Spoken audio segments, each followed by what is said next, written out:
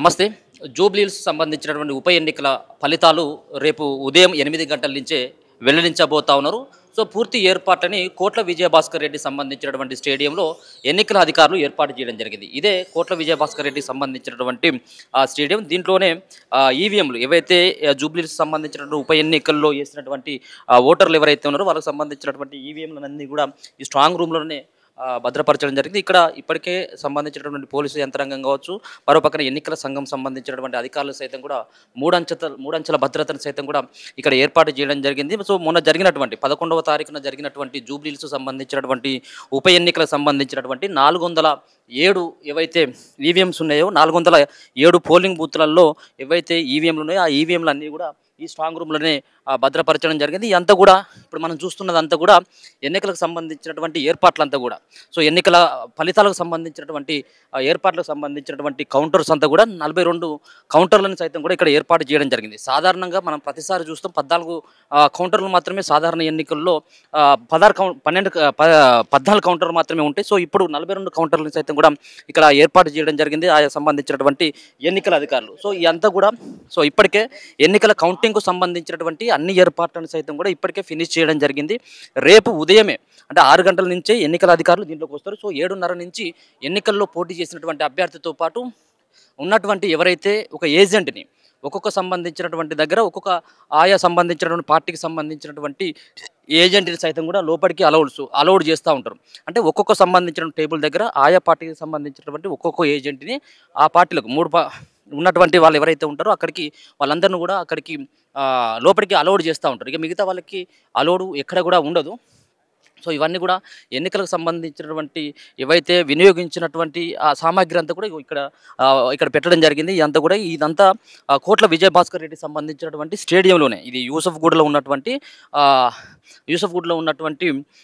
ఈ స్టేడియంలో ఇక్కడనే భద్రపరచడం జరిగింది. అన్ని ఏర్పాట్లను సైతం కూడా కౌంటింగ్ సంబంధించినటువంటి అన్ని ఏర్పాట్లను సైతం కూడా పూర్తి చేయడం జరిగింది. లోపల ఇదంతా కూడా ఓపెన్ సంబంధించినటువంటి స్పేస్ అంతా కూడా. సో వచ్చినటువంటి వాళ్ళందరూ కూడా కూర్చోడానికి అంటే వచ్చినటువంటి వాళ్ళంటే పాసులు ఉన్నటువంటి వ్యక్తులను మాత్రమే లోపలికి అలౌడ్ చేస్తూ ఉంటారు. ఇవన్నీ కూడా ఎన్నికలకు ఉపయోగించినటువంటిది. సో ఇక్కడ కూడా కనబడతా ఉన్నది మొత్తం అంతా కూడా పోలీసు యంత్రాంగంతో పాటు సీసీ కెమెరాల పర్యవేక్షణ ప్రతి చోట సీసీ కెమెరాలను అన్నింటినీ కూడా ఏర్పాటు చేయడం జరిగింది. ఎక్కడ కూడా అవాంఛనీయమైనటువంటి సంఘటనలు జరగకుండా పోలీసు యంత్రాంగం అంతా కూడా ఇప్పటికే సంసిద్ధం చేసుకోవడం జరిగింది. ఎన్నికల అధికారులు సైతం కూడా ఆ విధమైనటువంటి ఏర్పాట్లే పకడ్బందీగా చేయడం జరిగింది. మొన్న 11వ తారీఖున జరిగినటువంటి జూబ్లీహిల్స్ సంబంధించినటువంటి ఉప ఎన్నికల్లో ఇప్పటికే 58 మంది కూడా పోటీ చేయడం జరిగింది. సో ముఖ్యంగా దీంట్లో ఉన్నటువంటి ఓటర్ల యొక్క తుది తీర్పు ఓటర్ల యొక్క వేసినటువంటి ఓట్లన్నీ కూడా ఇప్పటికే ఈవీఎంలో నిక్షిప్తం అయిపోయినాయి. రేపు 10 గంటల వరకు ఒక రకమైనటువంటి ఎవరు గెలుస్తారనేది 10 గంటల వరకు చెప్పుకోవచ్చు. సో 12 గంటల వరకు అఫీషియల్గా అనౌన్స్మెంట్ చేస్తున్నప్పుడు కూడా 10 గంటల వరకు మనం ఒక అంచనాకైతే రావచ్చు. సుమారుగా 10 రౌండ్లలో ఈ ఎన్నికల సంబంధించినటువంటి ఫలితాలను కూడా సైతం కూడా వెల్లడించబోతా ఉన్నారు. మొత్తం ఇప్పటికే 48.49% ఓటు పోలింగ్ అయితే ఈ సంబంధించినటువంటి జూబ్లీహిల్స్లో నమోదు కావడం జరిగింది. గతంలో పోల్చినట్టయితే ఉంటే సాధారణ ఎన్నికల్లో కనుక పోల్చినట్టయితే ఉంటే కేవలం 1% మాత్రమే ఎక్కువగా నమోదు కావడం జరిగింది. ఇది సంబంధించినటువంటిది కూడా చూసుకోవచ్చు. సో కౌంటింగ్ హాల్కు సంబంధించినటువంటిది అంటే ఒక్కొక్క రౌండ్ అంటే 10 రౌండ్లు ఉంటాయి కాబట్టి 10 రౌండ్లలో ఒక్కొక్క రౌండ్ సంబంధించిన ఫలితాలని సో వాళ్ళు అక్కడైతే ఏదైతే కౌంటింగ్ టేబుల్ ఏదైతే ఉంటుందో ఆ టేబుల్ సంబంధించినటువంటి దగ్గర ఉన్నటువంటి ఓట్లన్నింటినీ కూడా కలిపేసి ఇక్కడ ఇదే కౌంటింగ్ హాల్ సంబంధించినటువంటి అధికారులు అఫీషియల్గా వెల్లడించేటువంటి అవకాశం కనబడుతుంది. అఫీషియల్గా వెల్లడించిన తర్వాత ఒకసారి ఇక్కడ కూడా స్క్రీన్ కూడా చూసుకోవచ్చు. ఈ స్క్రీన్ ద్వారా వీళ్ళందరూ కూడా మానిటరింగ్ చేస్తూ ఉంటారు. అంటే బయటికి కనపడేలాగా వీళ్ళందరూ కూడా స్క్రీన్ ద్వారా ఎప్పటికప్పుడు కూడా సంబంధించిన టేబుల్ దగ్గర ఏ పార్టీకి సంబంధించినటువంటి అభ్యర్థికి ఎన్ని ఓట్లు వచ్చినాయి అనేది కూడా ఈ స్క్రీన్ ద్వారా కూడా తెలియజేసేందుకు వాళ్ళు ఎన్నికల అధికారులు అయితే ఇప్పటికే కసరత్తులు ముమ్మరం చేయడం జరిగింది. ఇక్కడ చూసుకోవచ్చు. సో టేబుల్ సంబంధించినటువంటి ఈ టేబుల్ ఇవన్నీ కూడా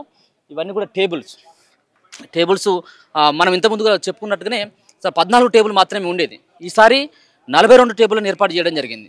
అంటే ఎన్నికలకు సంబంధించినటువంటి అధికారులు ఎక్కువ మందిగా ఉంటారు. అంటే సాధారణ ఎన్నికల్లో అధికారులు తక్కువ ఉంటారు కాబట్టి అధికారులు తక్కువ ఉన్నారు కాబట్టి అప్పుడు కేవలం 14 టేబుల్ మాత్రమే ఏర్పాటు చేసేది. ఈసారి మాత్రం 14 టేబుల్ కాదు, దర్దాపుగా 42 టేబుల్లను కూడా ఏర్పాటు చేయడం జరిగింది. ఇదంతా కూడా చూసుకోవచ్చు. ఒకసారి పార్టీలకు సంబంధించినటువంటి ఇండిపెండెంట్ అభ్యర్థులతో పాటు నోటాకు సంబంధించినటువంటి 58వ నెంబర్‌కు సంబంధించినటువంటి నోటాను కూడా చూసుకోవచ్చు.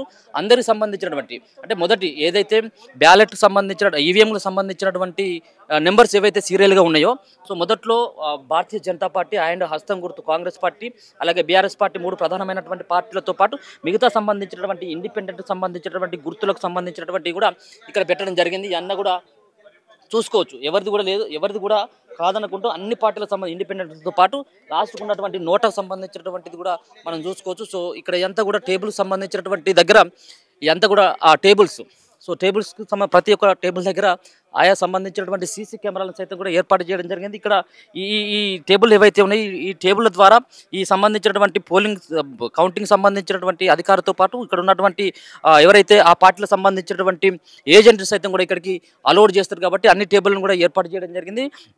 407 సంబంధించినటువంటి 407 మొత్తానికి 407 సంబంధించినటువంటి పోలింగ్ కేంద్రాలను కూడా ఏర్పాటు చేయడం జరిగింది కాబట్టి వాటన్నిటి కూడా కౌంటింగ్ చేయాలి. సో అది కూడా కేవలం 12 గంటల వరకు అంటే 8 గంటలకు మొదలైనటువంటి కౌంటింగ్ 12 గంటల వరకు కూడా తుది తీర్పు అఫీషియల్గా కూడా వచ్చేటువంటి అవకాశం అయితే కనబడతా ఉన్నది. సో ముఖ్యంగా జూబ్లీహిల్స్ ఉప ఎన్నికలకు సంబంధించినటువంటి ఏదైతే నోటిఫికేషన్ వచ్చిందో నోటిఫికేషన్ వచ్చినప్పటి నుంచి 3 పార్టీలు ప్రధానంగా కాంగ్రెస్ అండ్ బీఆర్ఎస్తో పాటు బీజేపీ పార్టీలు ప్రధానంగా ఈ ఎన్నికలను కూడా సవాల్గా తీసుకొని ఎన్నికలకు వెళ్ళడం జరిగింది. సో నువ్వానైనా అన్నట్టుగా చివరి క్షణం వరకు సైతం కూడా అటు ముఖ్యమంత్రి రేవంత్ రెడ్డి ఇటు భారతీయ జనతా పార్టీ నుంచి కిషన్ రెడ్డి అండ్ బండి సంజయ్ కేంద్ర మంత్రులు ఇద్దరితో పాటు బీఆర్ఎస్ పార్టీకి సంబంధించినటువంటి వర్కింగ్ ప్రెసిడెంట్ అయినటువంటి కేటీఆర్ సైతం కూడా దీన్ని సవాల్గా తీసుకోవడం జరిగింది. ముఖ్యంగా హోరాహోరీగా ప్రచారం కూడా కొనసాగడం జరిగింది. ఒక పక్కన ఇచ్చినటువంటి సర్వేలు కావచ్చు వచ్చినటువంటి ఎగ్జిట్ పోల్స్ ఆధారంగా సో ఒక పక్కన ముందుగా వచ్చినటువంటి సర్వేలేమో బీఆర్ఎస్ పార్టీకి అనుకూలంగా ఎగ్జిట్ పోల్స్ ఏమో ఉన్నటువంటి అధికార పార్టీ అయినటువంటి కాంగ్రెస్ పార్టీకి కొంత ఎడ్జ్నిచ్చినటువంటి నేపథ్యంలో ఇప్పటికి సైతం కూడా బీఆర్ఎస్ పార్టీ సైలెంట్ ఓటును నమ్ముకున్నట్టయితే ఉంటే ఒక పక్కన కాంగ్రెస్ పార్టీ సైతం కూడా ఉన్నటువంటి అభ్యర్థి విషయంలో నవీన్ యాదవ్ వ్యక్తిగతమైనటువంటి ఇమేజ్తో పాటు కాంగ్రెస్ పార్టీ అధికారంలో ఉండడం కాంగ్రెస్ పార్టీకి కలిసి వస్తుందన్నటువంటి ఆశాభావాన్ని సైతం కూడా కాంగ్రెస్ పార్టీకి సంబంధించినటువంటి నేతలైతే అభిప్రాయపడతా ఉన్నారు. సో ఏదేమైనప్పుడు కూడా అఫీషియల్గా అనౌన్స్మెంట్ మాత్రం 12 గంటల వరకు అనౌన్స్మెంట్ కూడా వచ్చేటువంటి అవకాశం అయితే కనబడతా ఉన్నది. సుమారుగా దీంట్లో 1,90,000 ఓట్లు మాత్రమే నమోదు కావడం జరిగింది. సాధారణంగా బైపోల్స్ అంటే మనకు అర్థమయ్యేటిది ఎన్నికల్లో ఓటింగ్ పర్సంటేజ్ ఎక్కువగా ఉంటుంది, పోలింగ్ శాతం కూడా ఎక్కువ నమోదు అవుతుందని చెప్పేసి కూడా మనం అందరికీ కూడా తెలుసు. గతంలో ఉన్నటువంటి ఎన్నికలు కనుక మనం చూసుకున్నట్టయితే ఎందుకంటే జూబ్లీహిల్స్ కంటే ముందు జరిగినటువంటి ఉప ఎన్నికలు ఏవైతే ఉన్నాయో మునుగోడు ఎన్నికలు కావచ్చు, హుజురాబాద్ ఎన్నిక కావచ్చు, దుబ్బాక సంబంధించినటువంటి ఎన్నిక కావచ్చు.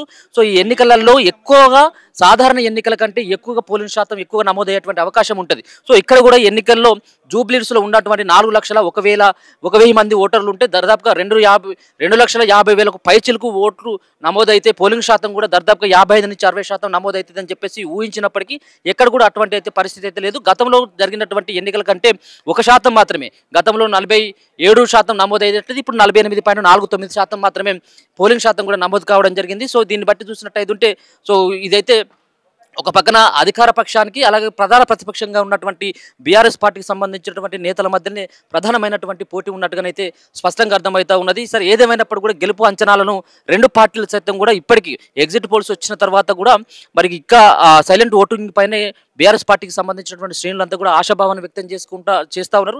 కాంగ్రెస్ పార్టీ అయితే మాత్రం ఒక అడుగు ముంగటేసి ఇప్పటికే సంబరాలకు సిద్ధమైపోయినటువంటి సందర్భం కనబడతా ఉంది. ఉన్నటువంటి మెజార్టీ ఎగ్జిట్ పోల్స్ అయితే మాత్రం కాంగ్రెస్ పార్టీ ఖచ్చితంగా గెలుస్తుందన్నటువంటి అభిప్రాయాన్ని వ్యక్తపరిచిన తర్వాత అధికార పార్టీకి సంబంధించినటువంటి నేతల్లో కొంత ఒక రకమైనటువంటి ధైర్యం వచ్చినట్టుగా మనకైతే స్పష్టంగా అర్థమవుతా ఉంది. ఇది ఇంకా కాసేపట్లో ఈ మొత్తం వ్యవహారానికి సంబంధించినటువంటిదంతా కూడా ఏదైతే ఏర్పాట్లు ఇంకా పూర్తయ్యేటువంటి అవకాశం అయితే కనబడతా ఉన్నది.